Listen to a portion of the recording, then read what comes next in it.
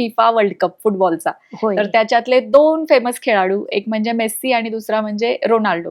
तर रोनाल्डोचा मुलांक 5 आहे आणि मेस्सीचा 6 आहे. तर काय वाटतं की हा महिना कोणाला चांगला असेल? यात एक गंमत सांगते.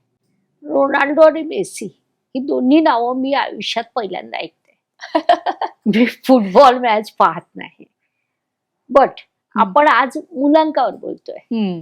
तर 5 आणि 6 हे जेव्हा आपण मुलांक घेतो तर हे दोन्ही मुलांक शनीचे मित्र आहे. आपण सुरुवातीलाच जे बोललो की कोणत्या मुलांकांना फायदेशीर आहे, तर त्याच्यात हे दोन्ही मुलांक आले. बरोबर. मग त्यातल्या त्यात अधिक फायदेशीर मुलांक 6. अच्छा.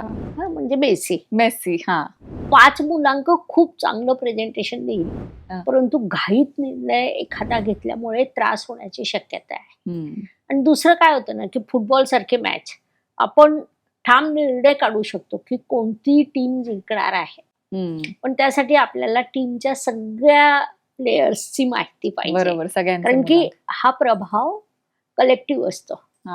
डेस्टिनी वैयक्तिक पेक्षा कलेक्टिव्ह अधिक प्रभावी असते. आणि जर तुमच्याकडे पूर्ण टीमचे डिटेल्स आले तर आपण एखादा शो असाही घेऊ की ही पूर्ण टीम, दोन्ही टीम त्यांचे सगळ्यांचे मुलांक, भाग्यांक, आणि तिथे मग भाग्यांकाचा विचार करावा लागतो, त्यासोबत वर्षांकाचा विचार करावा लागतो.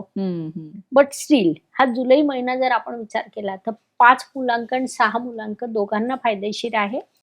6ला समजा 95% असेल तर 5ला 93%.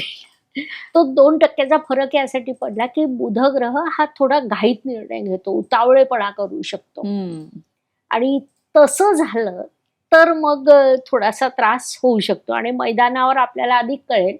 पण जर भाग्य सांगायचं तर 6 अधिक प्रबळ, किंचित 6 वाल्यांसाठी जुलै महिना जास्त प्रभावी आहे. 5 आणि 6 मध्ये, कारण आपण आता तेच बघतोय फुटबॉलचं, कारण आपल्याजवळ पूर्ण टीम नाहीये.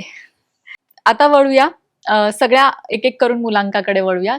मुलांक 1 पासून की मुलांक 1 साठी जुलै महिना काय घेऊन येतोय.